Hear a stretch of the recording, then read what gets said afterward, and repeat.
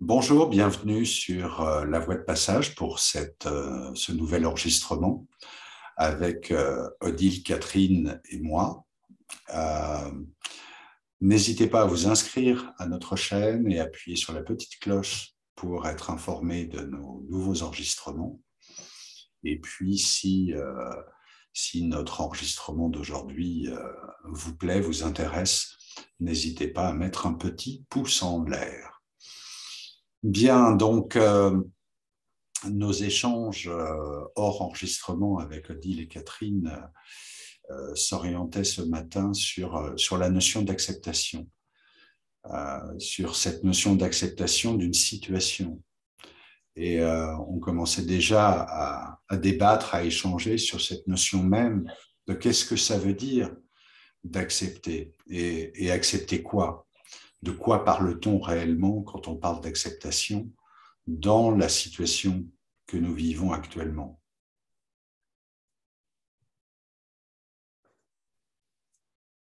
Alors, accepter la situation, ça peut être accepter les dogmes ou les recommandations ou la pression qui est exercée, ou c'est simplement intégrer une situation en termes de contraintes pour trouver son espace de liberté différemment.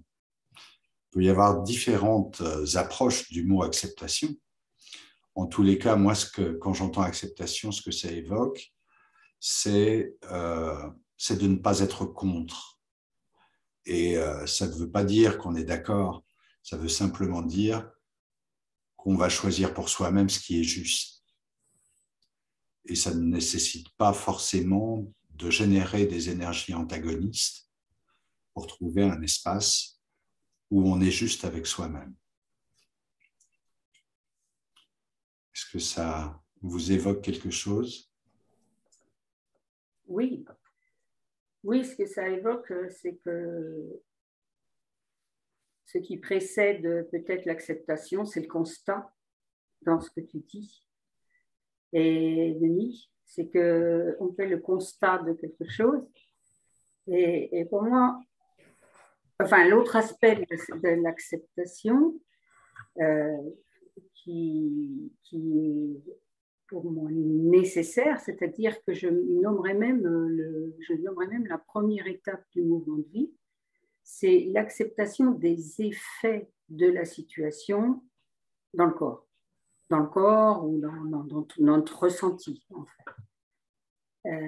Si je n'accepte pas ce que je suis en train de subir, je vais réagir, en fait. Mon corps va réagir, créer des raideurs, créer des... Voilà. Comment je peux ramener la souplesse?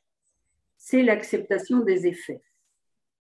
L'acceptation des effets, c'est admettre que cette situation me met à mal, et où physiquement elle me met à mal, et je vais...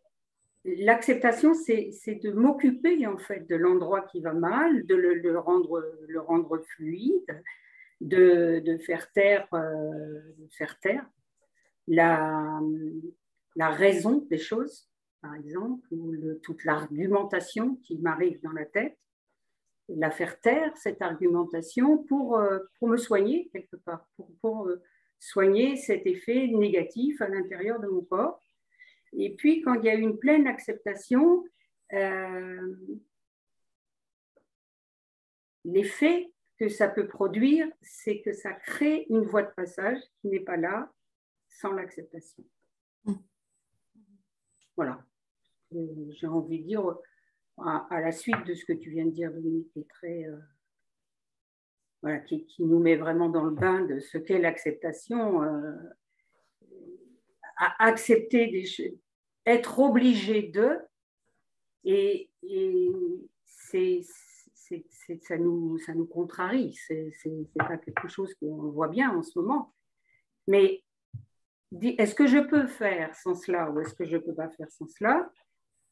L'acceptation va faire un aménagement, en fait, et retrouver ma liberté à l'intérieur de ces obligations.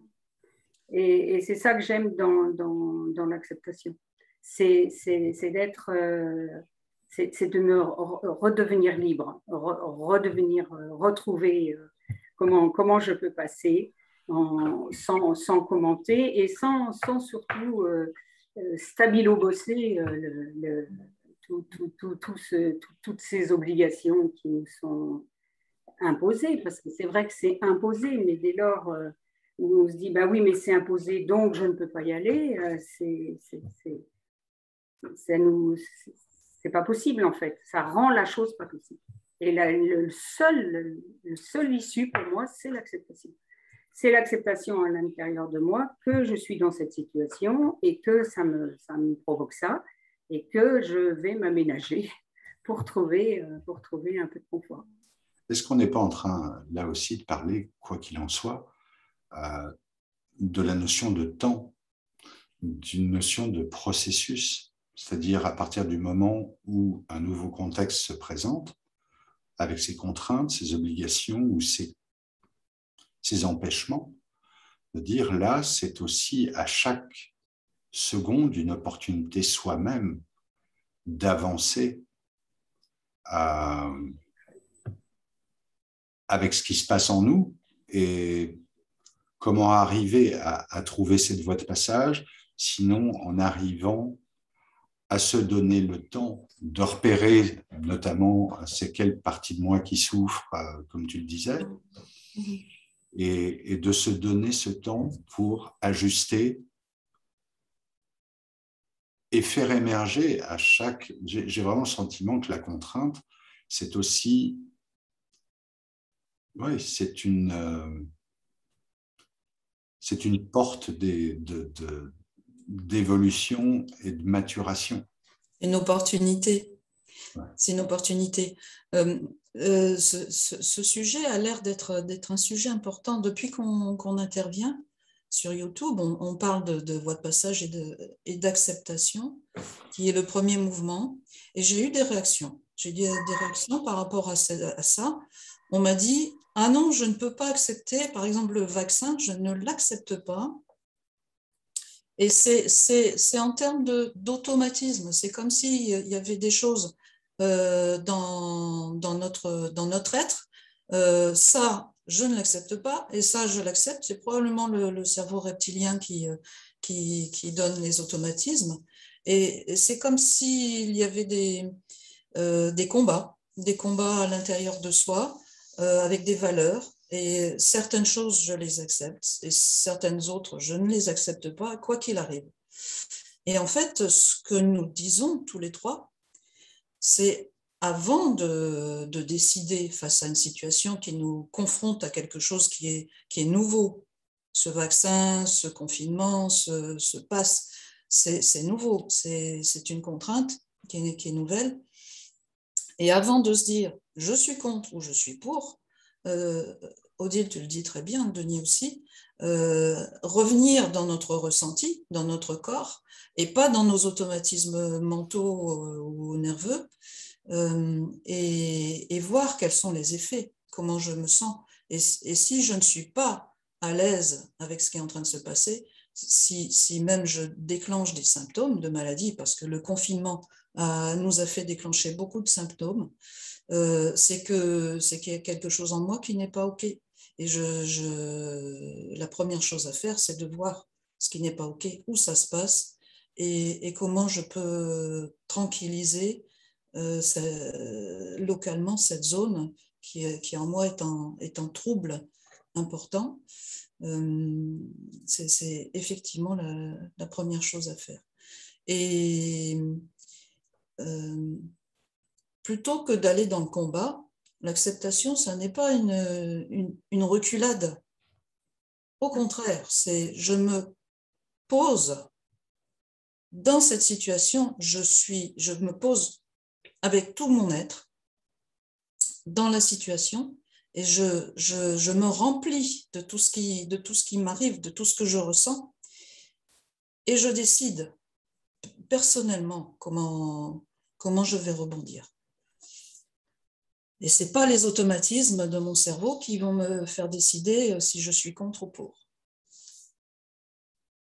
C'est mon être, ma petite flamme intérieure qui va me dire, en ayant un peu de souplesse et en trouvant les conditions de passer, de traverser ce qui est en train de nous arriver, je vais probablement être mieux. Je vais probablement trouver une solution. Ça a probablement à voir également avec la notion de sens, d'arriver à donner du sens à ce que nous vivons.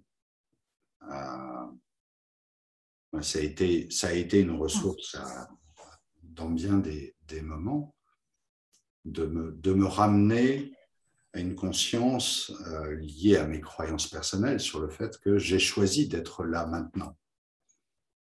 Et que si j'ai choisi d'être là maintenant, c'est de garder une ouverture et une curiosité par rapport à c'est quoi que j'ai à apprendre, c'est quoi que j'ai à faire grandir et de quelle manière je peux contribuer. Basé sur des valeurs, c'est de quelle manière je peux être au service de moi-même, des autres, de quelle manière je peux amener du réconfort, amener de l'amour, amener de la joie, amener des sourires et rester en accord avec qui je suis profondément. Et ça a été probablement une révélation. Nos générations n'ont pas connu la guerre, en tout cas pas en France ou en Europe. Et j'ai le sentiment que la période que nous vivons vient nous confronter au frottement avec les limites à bien des endroits et aussi nous contraint à nous positionner dans l'acceptation, dans le combat, dans quoi que ce soit, mais en tout cas à sortir d'une sorte d'entre-deux qui était permis jusque-là par rapport à la vie quotidienne depuis quelques décennies dans nos pays. Et que là, pour le coup, voilà, une pression s'est rapprochée considérablement de notre petit environnement privé et moi, m'a poussé à justement aller interroger à l'intérieur ce qui se passait et de savoir, voilà, c'est quoi, comment je me positionne par rapport à ce qui se passe, comment je retrouve j'oserais dire une souveraineté, un sentiment de souveraineté par rapport à ma vie et à ce qui m'arrive, à ce que j'accepte ou ce que je n'accepte pas. Oui. Oui, on peut continuer peut-être là dans l'histoire de l'acceptation à dire comment on est amené quelquefois à accepter l'inacceptable ou à aider quelqu'un à accepter l'inacceptable. On est amené parfois à faire ça, à accepter l'inacceptable, et c'est en acceptant l'inacceptable, l'extrême peut-être, une mort par exemple, que l'on va toucher la vie. Donc ça revient vraiment à ce que tu dis, Denis, c'est-à-dire que dès lors où on a pour objectif de retrouver notre tranquillité à l'intérieur de nous, cette tranquillité va nous permettre de repartir. On peut toucher notre joie de vivre avec cette tranquillité. Cette tranquillité nous amène la confiance en nous et notre joie de vivre est à l'intérieur. C'est-à-dire que quoi qu'il se passe, notre joie de vivre est à l'intérieur. Donc, le processus, tu parlais de processus tout à l'heure, Denis, mais le processus, eh bien, c'est l'acceptation. C'est la première étape de ce mouvement de vie, c'est l'acceptation. Si je recherche à ressentir mon mouvement de vie en moi, voilà, si je suis en train de gesticuler, j'ai très peu de chance de le ressentir. Et ce que tu disais par rapport à l'environnement, on a, c'est vrai, été quand même un certain temps après-guerre à être dans la facilité. C'est intéressant de voir ce que la facilité où elle nous emmène, dans les extrêmes dans lesquels elle nous emmène, et quand elle nous emmène, on ne se retrouve pas face à devoir accepter. On a l'impression que c'est nous qui allons accepter ce que nous allons ordonner ou aménager. Et là, la vie nous donne une vraie leçon de dire la vie propose et on accompagne ce mouvement de vie. Et pour accompagner ce mouvement de vie, ça nécessite cette première étape d'acceptation. Moi, ça fait la boucle un peu avec... C'est dans les... J'aime bien dans les enseignements bouddhistes la différence qu'on fait entre la peine et la souffrance. Et on peut avoir mal sans pour autant souffrir. Oui. Et la différence qui fait la différence, c'est justement l'acceptation. Et là, ça peut être une situation, une souffrance psychologique, une souffrance physique, mais que la notion de souffrance elle-même, à partir du moment où il y a acceptation, ça peut toujours faire mal, mais ça permet d'évacuer la souffrance. Et le niveau de souffrance chute à partir du moment où il y a acceptation. Ça peut être notamment lorsqu'il y a un diagnostic suite à des analyses avec, voilà, vous avez le cancer. En définitive, à partir du moment où la situation est acceptée, la personne réaccède à d'autres ressources. Ça, je trouve, c'est vraiment un point intéressant. Est-ce qu'il n'y a pas une notion d'installation dans la souffrance? Parce que ça me fait pour être passé dans des moments de fragilité et de soins importants. Il y a une notion, j'ai comme ce sentiment d'être... on peut avoir mal, en fait, c'est ce que tu dis, on peut avoir mal.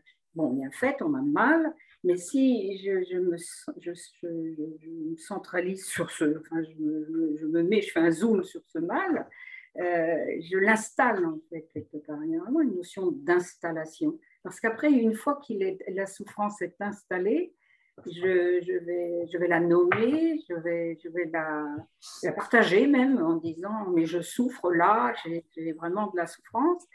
Et c'est vraiment de l'installation, et on la fait grandir en fait quelque part. On l'installe en fait.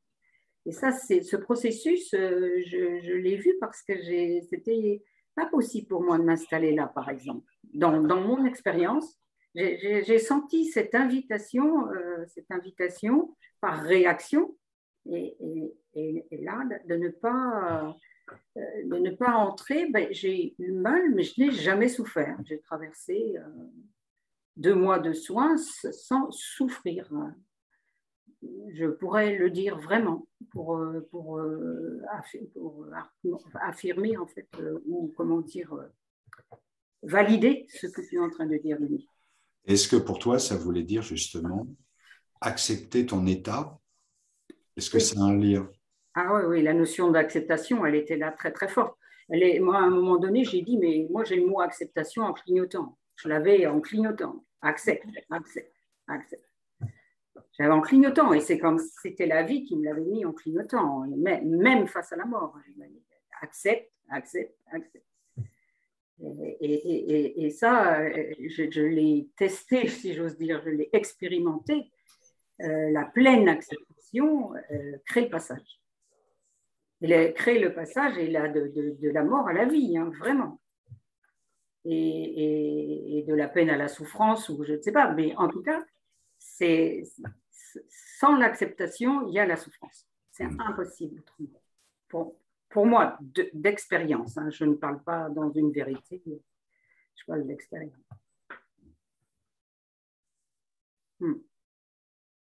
C'est quelque chose de dynamique, alors l'acceptation, c'est ce que tu dis. On passe d'un état de souffrance et de destruction à un état de vie. On rebondit vers la vie. C'est le rebond. C'est ça. Ça n'est pas je m'installe dans mon état de malade. C'est pas ça qu'on veut dire. C'est j'accepte tous les effets, mais pour rebondir. pour passer à autre chose, pour trouver la voie de passage, pour être dans une dynamique, pour être dans un processus, avec un processus temporel, avec des changements. C'est-à-dire qu'il va y avoir un état et par cette acceptation, je passe à autre chose. C'est vraiment quelque chose qui n'est pas immobile. On n'est pas dans le combat ou dans la renonciation immobile. Je le perçois vraiment comme une mise en ordre des flux d'énergie, c'est-à-dire entre refus et acceptation, tout d'un coup, c'est d'accepter que les flux d'énergie puissent reprendre un cours normal. C'est quasiment une intégration de paramètres, de situations qui permet effectivement de reprendre pied sur qui nous sommes. Et par rapport à ce que tu disais à l'instant, Catherine, cette notion, quand là on se réfère à la notion de maladie, de dire je ne suis pas une maladie. Je suis quelqu'un et je suis tout ce que je crois être, ayant une situation actuelle qui est voilà, un dysfonctionnement, etc. etc., etc. Et c'est intéressant de voir pour les gens malades, justement, de voir quel est le degré d'association entre qui ils sont et la maladie. En disant mon cancer, mon arthrose, etc., etc. En disant voilà, non, non, moi je vais bien. En fait, il se trouve qu'il se passe un truc voilà, qui attire mon attention très fort, qui cherche à me montrer quelque chose, à me faire comprendre quelque chose, et je m'en occupe. Ceci étant dit, je reste qui je suis. Comme mon âge aussi. Mon âge. Maintenant j'ai... C'est toujours l'acceptation. C'est mon âge, et c'est même quand on dit je m'appelle Denis, de dire non, non, non, non, moi je ne m'appelle pas Denis, c'est on m'appelle Denis. Moi je ne m'appelle pas, et puis c'est pas moi qui ai décidé, mais c'est une convention depuis que je suis arrivé en disant voilà, celui-là on va l'appeler comme ça. Point. Oui, mais c'est intéressant de l'accepter peut-être quand même, non? Ah mais parce que c'est quand même, il est dans notre identité. Il est dans notre identité, notre prénom. Et au point que certains en changent parce que c'est trop incohérent avec eux. Donc, il y a bien une notion d'identité avec le prénom, mais comme tu dis, c'est là encore une véritable acceptation de cela. Et est-ce qu'il y a du hasard aussi en même temps? Peut-être que ce n'est pas le hasard. Et ça, c'est un point d'interrogation. Mais j'ai envie de vous poser une question tous les deux, là, parce que ça m'a un peu troublée. Plusieurs personnes m'ont dit, en parlant du vaccin, je ne me ferai vacciner, je n'accepterai de me faire vacciner que quand on m'y obligera. Voilà, et c'est ce qui va se passer. Pour certains, le contexte professionnel va créer des obligations. Pour moi, ça n'est pas une réelle acceptation. Il y a quelque chose dans le corps il y a une distorsion, en fait, où il y a une dissonance. On n'accepte pas, mais on acceptera quand même quand on nous y obligera. Toi, Odile, qui est spécialiste des effets dans le corps, là, ce genre de décision, d'accepter simplement parce qu'on y est obligé, ça doit créer dans le corps des phénomènes de tension et des flux, j'allais dire, contraires. Comment tu le vois, les effets dans le corps de ce genre de décision? Je le vois comme la posture que disait Denis face à une maladie. C'est-à-dire que face à une maladie ou à une décision à prendre qu'on va injecter dans ton corps, revenir à soi et ressentir et pas de projection surtout. C'est-à-dire que dans ce que tu dis, quand tu dis quand je serai obligée, c'est une projection. Pour moi, on n'est pas à l'heure des projections et c'est ce que la vie nous apprend aujourd'hui, c'est de revenir toujours à l'instant présent. Et on a intérêt à le faire pour traverser ce qu'on a à traverser. Et revenir à ce moment présent, par exemple, moi je dis souvent, j'ai une chimio qui m'a sauvé la vie et la deuxième chimio m'aurait fait mourir. Je l'ai refusé. Ce vaccin, pour le moment, mais je n'engage que moi. Et c'est ça en fait, c'est que les personnes qui sont pro-vaccin veulent t'engager et ceux qui sont contre le vaccin veulent t'engager aussi. Quelque part, si nous vivons mal ce moment-là, nous trois, en tout cas, on ne le vit pas très bien ce moment-là, c'est de ne pas avoir un poil de responsabilité là-dedans. C'est-à-dire que, voilà, on est obligé d'accepter l'inacceptable, mais l'inacceptable qui n'est pas l'inacceptable de la vie, qui est l'inacceptable d'un ordre donné. Et donc, eh bien, tant pis, c'est donné comme ça. Mais alors, raison de plus pour reprendre cette situation, revenir à soi et ressentir. Moi, je ne dis pas, par exemple, que je ne me ferai pas vacciner. Je dis simplement que pour le moment, je ne ressens pas le vaccin. J'ai eu le virus, j'ai des anticorps pour le moment. C'est vrai aussi, peut-être que ça me rassure, entre guillemets, j'en sais rien. En tout cas, j'ai fait avec moi, avec mes doutes, mais pour le moment, je ne ressens pas me faire vacciner. Voilà, je suis très claire avec ça, mais je suis claire avec moi-même. Je n'ai rien à défendre, je n'ai rien à dire aux autres, vous devriez, pourquoi vous ne faites pas ça, etc. C'est ça qui est insupportable. Parce que c'est aussi radical d'un côté que de l'autre. On nous traite d'inconscients d'un côté comme de l'autre. Et je pense que notre conscience, nous l'avons. Donc, faisons confiance à l'autre. Il a sa conscience, il a sa part de conscience. Et il le fait en toute conscience. Et s'il fait en toute conscience, il va faire ce qu'il a à faire et comme il faut le faire. Il va peut-être faire un deal avec lui-même, mais en connaissance de cause. Voilà. Moi, c'est ce que j'ai envie de dire. J'ai vraiment pas d'avis. Je pense que c'est justement ça qu'il faut qu'on arrête d'avoir, c'est un avis. Un avis pour l'autre. Même pour soi, ça se remet en cause tous les jours. Donc, non, on n'a pas d'avis pour l'autre. Et que c'est violent de recevoir des obligations de faire ça et d'être jugé et d'être... voilà, jusqu'à, pourquoi pas la délation, un tel il n'est pas vacciné, un tel il est vacciné. On se demande où on va tellement c'est fort, quoi. Et voilà, donc pas en rajouter dans cette espèce de pression-là qui nous est donnée, pas en rajouter. Moi, j'essaye au contraire d'enlever la pression quand elle m'arrive, quoi. Je pense que vous faites pareil. Voilà. Est-ce que ça répond à ta question? Oui. Dans l'acceptation, il y a une conscience, il y a une pleine conscience. Voilà. Et même si on accepte parce qu'on est obligé, si on le fait en conscience, c'est une vraie acceptation.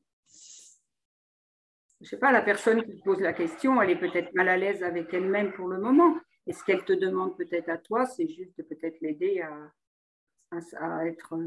non? Parce que elle ne te juge pas ou elle te juge? Oui, probablement.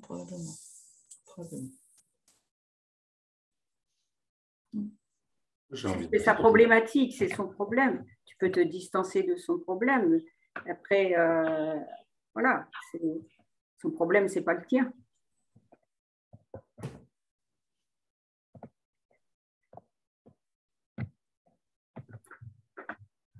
Mais elle a une solution. Elle a forcément une solution.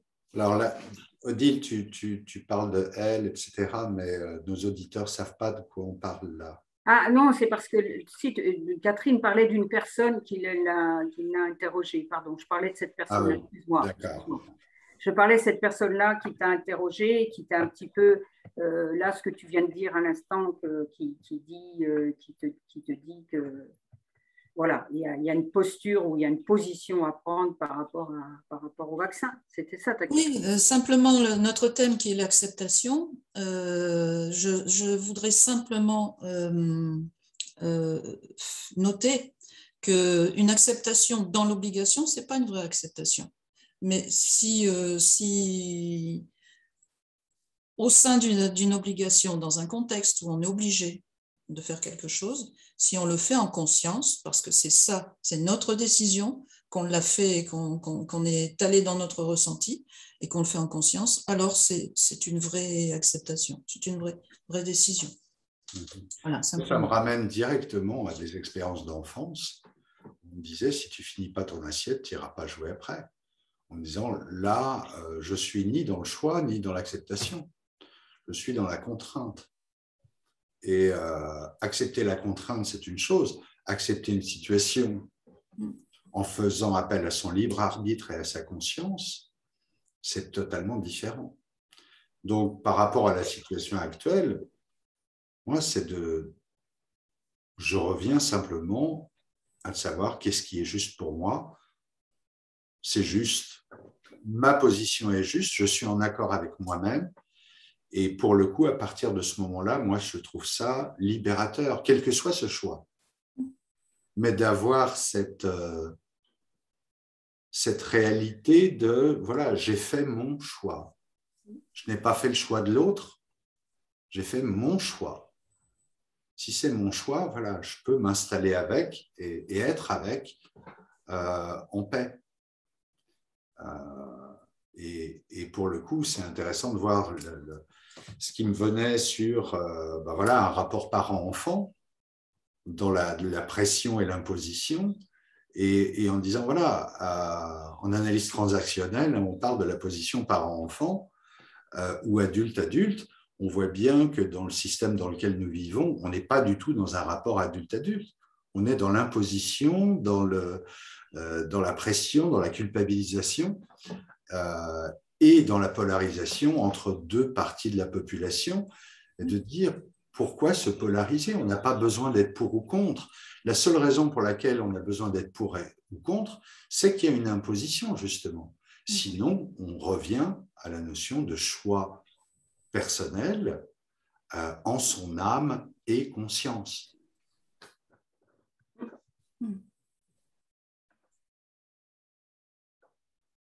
Oui. Donc, ça me fait penser que la manière dont la situation est gérée au global a beaucoup à voir avec la polarisation telle qu'elle s'est installée. Oui, et c'est pour ça que quelquefois, on ne peut pas s'empêcher de penser à une manœuvre, puisque ce qui nous est demandé n'est pas posé sur la confiance ou n'est pas posé sur notre libre arbitre, il est posé sur nos peurs, on le voit bien. Donc, c'est ça qui fait que ça, sur la peur, on renforce, on raidit les choses, comme je disais tout à l'heure, ça raidit. Donc, si j'ai peur, je vais faire quelque chose de bizarre ou de survie peut-être dans les extrêmes, mais aussi l'inverse. Je peux faire l'inverse dans la peur. Et donc, l'acceptation, c'est le chemin de la confiance. C'est ça que j'aime dans l'acceptation. Moi, je parle de l'acceptation profonde ou l'acceptation à l'intérieur. Notre acceptation à l'intérieur, c'est le chemin de la confiance. Donc, du confort et de la confiance. Donc, c'est quand même... oui, c'est un vrai passage, en fait. C'est ça qui est intéressant par rapport à notre thème, voie de passage. Eh bien, l'acceptation, c'est un vrai passage. Un vrai passage. C'est un passage entre quelque chose qui est crispé, qui est rigide, qui est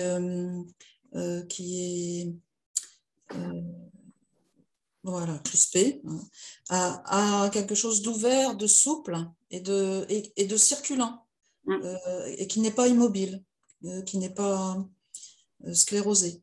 Voilà, donc c'est une voie de passage. Et c'est l'acceptation, le processus d'acceptation qui fait passer de l'un à l'autre. Et qui permet de revenir à un état de paix intérieure. C'est-à-dire tant qu'il n'y a pas cette justesse, cette notion ressentie de justesse, eh bien, moi, je ne trouve pas la paix. C'est qu'à partir de ce moment-là que je retrouve une sérénité, une paix intérieure, et basée sur cette confiance profonde dont tu parles, Odile. Si c'est juste, ça veut dire que voilà, là, j'ai un message clair et je sais comment me positionner et je peux retrouver ma liberté de mouvement, le mouvement de la vie, la joie, etc. Dans ce que tu dis, ce qui peut peut-être rendre service, c'est de dire qu'il y a un processus physique pour ça. Il y a un processus de se calmer, enfin, je veux dire, d'être d'une posture, de se poser peut-être. Et puis, l'acceptation, elle passe par le silence aussi, un silence intérieur. Et donc, parce que sinon, ça peut paraître facile de dire ça, mais c'est facile si on prend le chemin. Mais il y a un chemin très concret à prendre qui est de se poser tranquillement, voilà, une posture qui est tant soit peu dans les axes. Hein, on dit alignement, mais au moins dans les axes. Et que cette posture dans les axes peut amener le silence au profond de nous-mêmes, c'est-à-dire dans notre ventre, quoi, vraiment. Parce que le ventre, il est quand même souvent très agité. Donc, si déjà de calmer le ventre et d'arriver dans le silence peut permettre l'acceptation. Mais sinon, c'est peut-être difficile de dire, c'est pas de la volonté.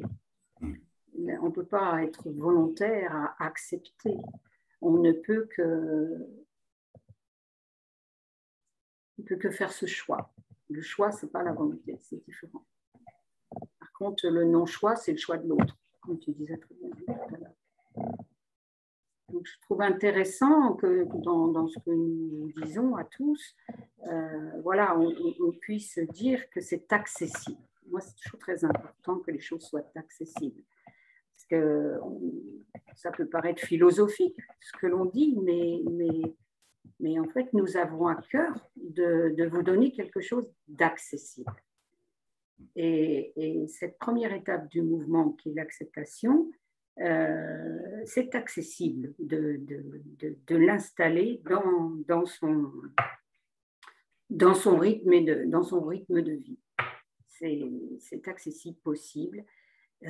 Pas compliqué, simple, et ça peut permettre de prendre la vie complètement autrement.